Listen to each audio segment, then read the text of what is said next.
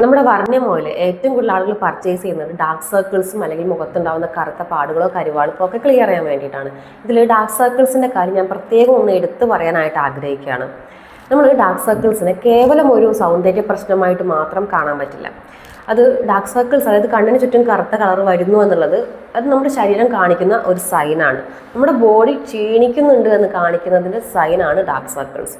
ഒരു ചുരുക്കം ശതമാനം ആളുകൾക്ക് പാരമ്പര്യത്തിൻ്റെ ഘടകമായിട്ടും അല്ലെങ്കിൽ ഏജിങ്ങിൻ്റെ ഭാഗമായിട്ടും ഒക്കെ ഡാർക്ക് സർക്കിൾസ് ഉണ്ടാവാറുണ്ട്. പക്ഷേ നല്ലൊരു ശതമാനം ആളുകൾക്കും ഒരു അണ്ടർലൈൻ കോസ് ഉണ്ടായിരിക്കും ഡാർക്ക് സർക്കിൾസിന്. ഫോർ എക്സാമ്പിൾ, ഇപ്പോൾ നമുക്ക് പ്രോപ്പറായിട്ട് ഉറങ്ങാത്ത ആളുകൾ, ഉറക്കമൊഴിക്കുന്ന ആളുകൾ, നല്ല സ്ലീപ്പ് കിട്ടാത്ത ആളുകൾക്കും ഡാർക്ക് സർക്കിൾ ഉണ്ടാവാറുണ്ട്.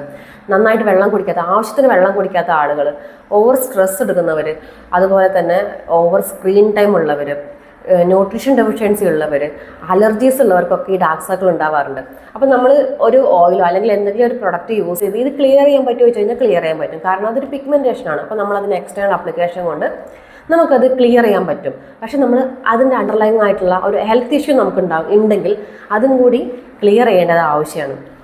അതാണ് ഞാൻ പറഞ്ഞു വരുന്നത്. നമുക്ക് എന്തൊക്കെ പ്രൊഡക്റ്റ് ചൂസ് ചെയ്ത് കഴിഞ്ഞാലും അല്ലെങ്കിൽ നമുക്കത് ക്ലിയർ ചെയ്ത് കഴിഞ്ഞാലും ആരോഗ്യം സംരക്ഷിക്കുക എന്ന കാര്യം നമ്മളെ സൗന്ദര്യം സംരക്ഷിക്കുക എന്നുള്ളതിനേക്കാൾ കുറച്ചും കൂടി ഇമ്പോർട്ടൻസ് ഉള്ള കാര്യമാണ്. അപ്പോൾ നിങ്ങൾ അതുകൊണ്ട് തന്നെ എന്തൊക്കെ പ്രൊഡക്റ്റ് യൂസ് ചെയ്യുന്നുണ്ടെങ്കിലും വർണ്ണ്യം ഓയിൽ യൂസ് ചെയ്യുന്നവരാണെങ്കിലും ഈ കാര്യം കൂടി ശ്രദ്ധിക്കണം കേട്ടോ.